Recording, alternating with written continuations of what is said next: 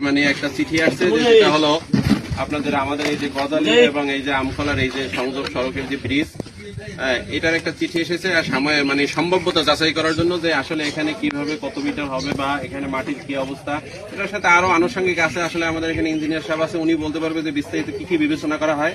তবে আমরা সকলে আশাবাদী যে আসলে এখানে এই ব্রিজটা হবে, কারণ আমাদের এই অঞ্চলে আমাদের একজন মন্ত্রী মহোদয় আছেন যিনি আসলে উন্নয়নের মানে প্রতি খুব দায়িত্বশীল ভূমিকা পালন করছেন, এবং সাথে সাথে এই ব্রিজ বাস্তবায়নের জন্য যে স্থানীয় সরকার মন্ত্রণালয় আছে সেখানে আমাদের এখানের একজন গুণীজন ব্যক্তি আছেন যিনি ওখানের অডিটের হিসাবের হিসাবরক্ষক হিসাবে আছেন।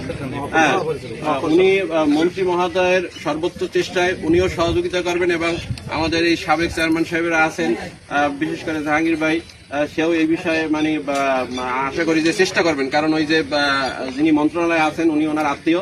তো সকলের সম্মিলিত প্রচেষ্টায় এবং বর্তমানে মন্ত্রী মহোদয়ের সামগ্রিক প্রচেষ্টায় আশা করি আমরা এই সেতু বাস্তবায়ন হবে। এবং এই সেতু বাস্তবায়নের জন্য এখানে কিন্তু উভয় পারে আমরা গিয়েছি এবং সবাই কিন্তু সর্বোচ্চ ছাড় দেওয়ার জন্য প্রস্তুত, কারণ এই সেতু বাস্তবায়ন হওয়া যেহেতু গলাচিপা সেতু, পাশাপাশি এই সেতু এটা মানে খুব নিকটবর্তী। তো আশা করি যে সকলের সম্মিলিত প্রচেষ্টায় আমাদের গজালিয়া, চিকনিকান্দি, বকুলবাড়িয়া, কলাগাছিয়া, বিশেষ করে ডাউকা সহ আসলে 10 মিনারও সংযোগ সড়ক হিসেবে এটা ব্যবহার হবে এবং এটা ইনশাল্লাহ বাস্তবায়ন হবে। এ বিষয়ে আমরা যারা আছি, যেই জায়গা থেকে আসি, এখানে আসলে কাউকে মানে ছোট করে বড় করে কোনো দেখার কিছু নাই।